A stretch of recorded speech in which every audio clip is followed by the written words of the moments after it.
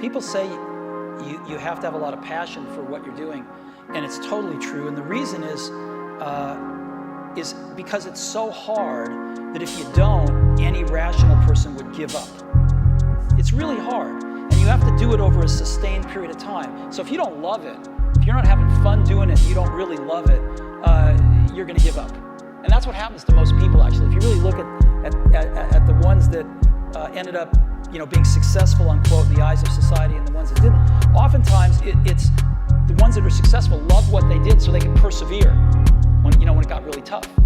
And the ones that didn't love it quit because they're sane, right? Who would want to put up with this stuff if you don't love it? So it's a lot of hard work, and it's a lot of worrying constantly. And if you don't love it, you're going to fail. All right, what's up, everybody? So I'm about to head out to meet one of my friends from the Accelerator. He's a co-founder, but he lives in Minnesota right now, and he messaged me earlier today. He's like, "Yo, you trying to come out?" He's like, "I'm in town for today." And I'm like, originally I was like, "Yeah, I don't know, man. I have a lot of work to do, and I feel bad for not doing a lot of work right now, just because I should be pushing hard and grinding in a quarter every day. mile, use the right two lanes to turn right onto the I-80 thing that I East learned, ramp. that I was reading, actually, I think it's from Jay Shetty on Instagram the other day, and he was like, a lot of people aren't happy in their lives because they push themselves too hard and they don't reward themselves, and they push off the reward till later. And I just thought of that lanes to after I turn told right him, no, onto the I-80 East ramp, then merge onto I-80 East. And I was like, because when I read that, I was like, yo, that totally makes sense. And I was like, I should not be doing that either, because I do that a lot. And as a founder or as an entrepreneur, it's super important to make sure you're happy and your mental health is in check, because if you're not rewarding yourself with the small wins, then you're just not going to be happy ever, right? Until you reach this big milestone, which you may never reach because continue on I-80 you weren't East motivated for 3/4 of a enough, mile. or you went through a lot of hurdles and you just said, I quit. And so the point is that you should be treating yourself every now and then to make yourself happy. What's up, man? Yo, what's up? I'm filming a vlog. Oh, you are? Yeah. Cool. Where are we going? Pizza? You wanna leave the car first, though? You want to try and get pizza? Yeah, I got pizza for sure. I thought we were trying to go out. Yeah, we're gonna have beer, but first pizza. Or Can we get pizza after? We can have pizza and beer together. Oh yeah, we can do that. What is Fongs? Yeah? Okay, so What's up, man? yo, so wait, this is Lucas. I haven't introduced you yet. What's up, guys? And so Lucas is co-founders of a company called Ultrafy, and they're using blockchain to map out the food chain. Really cool stuff.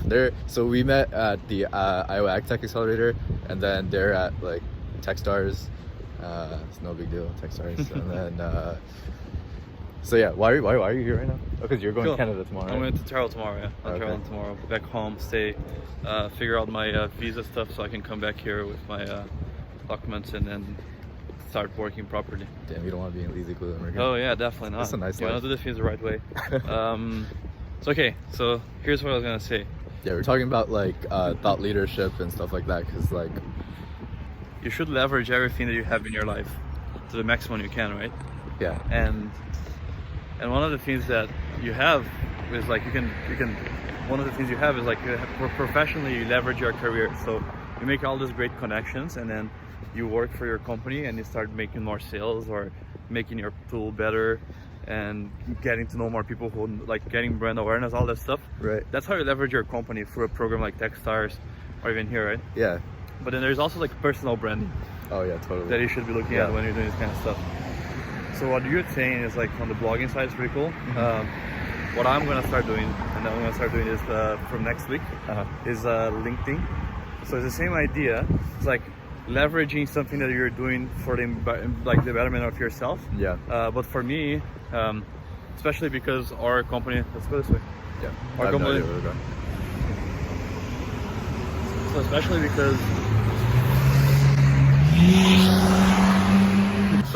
especially because our company does with like B2B. Yeah. So if I can strategize weekly or monthly blog posts of events and presentation spots that we get, and share them on LinkedIn as a story, then you can potentially start getting a lot of outreach potential within LinkedIn, and you become a thought leader. Right. What that means is that whenever people are going to be looking for, QA, food safety, supply chain improvement, Right. Supply chain connectivity, all that stuff, they will look for me as a reference, Yeah. professionally, because I'll be on LinkedIn and like being Right, shared you'll- by the CEOs and all that Right. stuff. You're gonna be in front of their eyes all the time. Yes. Right. And then when they see what the company that I'm working for, that's going to better the company. Yeah. But the main gainer of that would be me personally as Right. well, Right. right? Because whatever happens, that's still going to be there. So that's kind of what my plan on leveraging. Yeah, it's that. So there's two types of like. I guess like there's incoming and there's outbound, right? Mhm. And so there's incoming publicity, which is like that blogs and the personal branding and like YouTube videos and all that. And there's outgoing, which is like paid ads and all that stuff. Yeah. And obviously like incoming is going to be so much more valuable across the lifetime of whether it's your company or yourself than for outgoing, sure, right? for sure. And first of all, you have to pay for outgoing stuff. It only lasts like till it reaches 2,000 Yeah. views, right? And maybe those 2,000 views don't even convert. But what the incoming does is that those are people who actually want to go out and read your stuff, right? Yeah. So they obviously are going to have higher interest and higher conversion. yeah. It's so much more valuable. He go there, or he goes that's floor. They have like a south district. That one's always good. Which one? That one? Or that one? The one That over one? there. Thanks. So let's go over there. Yeah.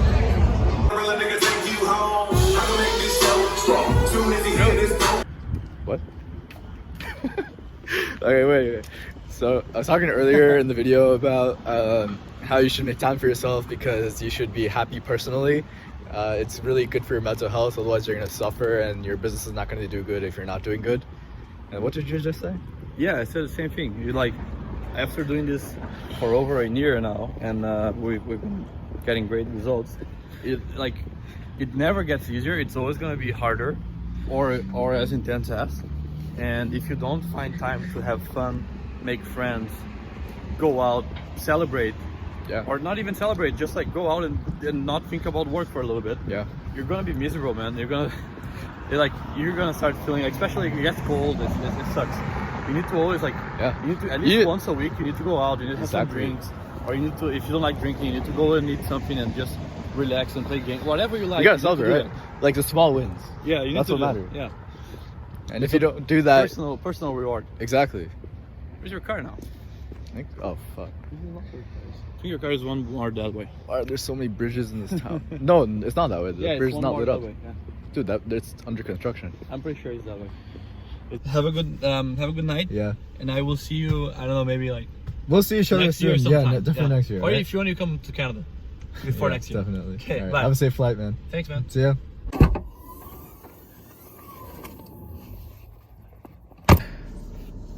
All right, what's up, everyone? So we're super exciting stuff this weekend. I'm going to my friend Brian's. He's at University of Illinois. Brian's like a super old friend of mine. I think my oldest friend. And so we're gonna go visit him for the weekend. It's gonna be super fun. Take a break from work a little bit. Might be working there, but anyway, it's like a 5-hour drive. And I realized that I drive a lot, and I haven't like figured out the start of this. I haven't gotten time to film the start of this video. So with this 5-hour drive, I'm gonna take the time and explain that to you. So super excited. Let's get on the road, and then let's start that. All right, what's up, everybody? So we're still driving on the way to University of Illinois to see Brian. Like 135 miles left out of like 350. And so I thought I'd explain. So I thought I'd explain a little bit about why this channel exists, and hopefully not get pulled over. So the reason I wanted to start this YouTube channel was because there's a lot of things that people don't talk about, because there's so many difficult times that I've had in this journey, whether that's like my mental health, some of the problems, right? And people don't talk about it, and it's really hard. And you kind of, are you like, it's very lonely, right? And so there's a lot of, what that means is there's not a lot of people that you'll probably know of that are going through that journey, especially if you're starting out. And for me, I know a lot of my friends aren't entrepreneurs, and I've been lucky to meet a lot of people at the Accelerator who are entrepreneurs and struggle with them. But overall, it's a pretty lonely journey, right? And you have to accept that, but at the same time, if there was a way to make that journey less lonely, and that's honestly what I'm trying to do here, is, show people that, yes, that what you're going through, other people go through as well. Because I know like a lot of difficulties that I've faced, like I'm like, wow, other people go through this too. When I'm reading like a Reddit post on like art startups or whatever, I'm like, and the title of the post is like nothing to do with like what that person goes on a rant about, but reading it is great because I'm like, oh wow, you go through all these difficulties too. Like you have like problems, with your mental health, and like how are you dealing with it, right? And so it's like super great, but it's really hard to find that kind of stuff, and I want to make it accessible to a lot of entrepreneurs out there, and be encouraging about it. Because guys, when you're reading news articles like TechCrunch, and I target TechCrunch a lot because honestly it's a great place to get your news from, like, oh, that company raised whatever million, that company raised that million. But as an entrepreneur, it's terrible for you, okay?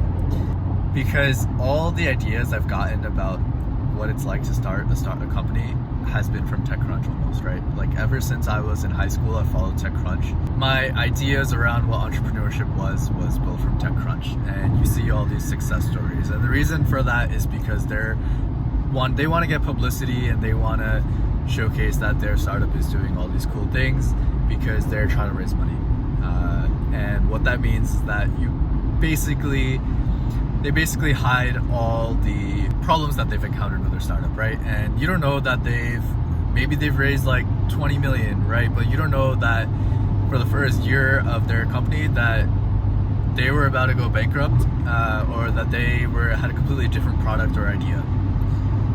And what they have now, right, was a result of like weeks of endless sleep.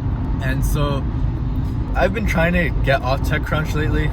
It's very hard because I just love thinking of ideas, and there's so many cool things that I'm like, wow, that got fun. Like trying to create like this revolutionary bidet, and you just got funded like $50 million to wipe someone's like butt. Like that's the kind of shit that makes you think. I'm like, wait, my startup idea is great, but why am I not getting any traction, or why am I not getting like funding for it, right? So that kind of stuff really is not good for you in general, or for your company. And I try hard not to look at that kind of stuff, and I encourage you, if you're just starting out as an entrepreneur, not to look at that kind of stuff. I want to give a little bit backstory about how I got here.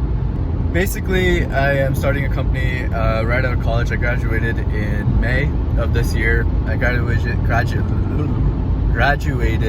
with a degree in computer science. During spring junior year, I met my co-founder, and we met, long story short, we met outside a bus stop, and he ended up texting me the next day. I'm like, who is this? Right? And so I ended up meeting him anyway, and we started talking about like, agriculture and a lot of that stuff. And so we started this agriculture startup. And that was in spring of 2018, right? And so spring of 2018, is when we met. We started this. We're like, let's do it. And we were working on this AI irrigation product, right? And that's all you need to know. It was an AI irrigation product.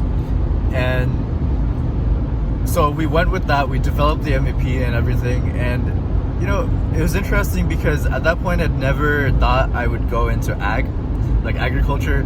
It wasn't something that was super sexy to me. It wasn't like, yo, this is this is the future.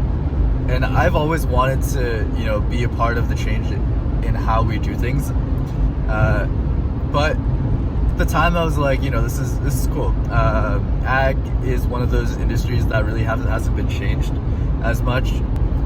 So we got this AI irrigation thing. We developed the MVP. We spent literally we were up for many weeks, like 3 a.m. at Startup Shell at UMD, and so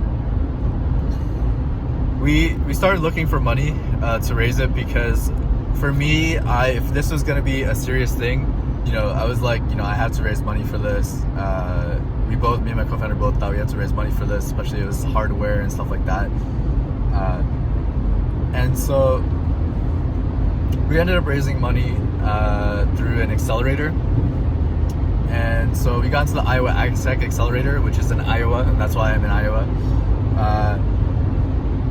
And that was in June. We ended up moving to Iowa right after we graduated. During the process of, you know, raising money, applying to a different bunch of accelerators, getting in, I was also looking for a full-time job. So after college, I wanted to work as a software engineer. So I got a job. I was supposed to work in Virginia at a company there, and they were doing housing for finance for housing. Honestly, still don't understand what the hell they actually do. But I got the job, and it paid very well, especially after college. So it was $100K a year, and super excited. That's a lot of money right after college, and I was satisfied. But I wasn't satisfied with what I was going to be doing, because when I found out that I was working on, they told me 2 months before my start date that I was going to be working on some Java 3 point whatever, old Java stuff, and none of that really excited me. This is not what I wanted to be doing, right? I don't want to sit at my desk at this boring company I don't even know what they do, right? And writing legacy code all day. I don't want to do that. And so that really motivated me to, you know, do better on this startup.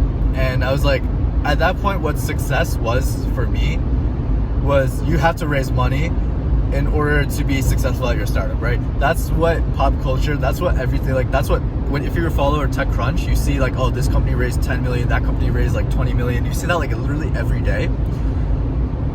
And you're like, that's what I have to do. I have to raise money.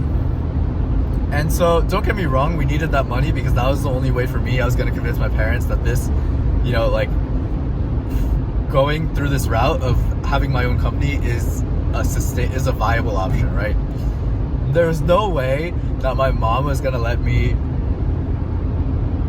leave this $100K a year paying job to work at my company that I started, right? And so it was really nice that we got into the accelerator. I quit my job. That was really great. And I was super excited, super happy.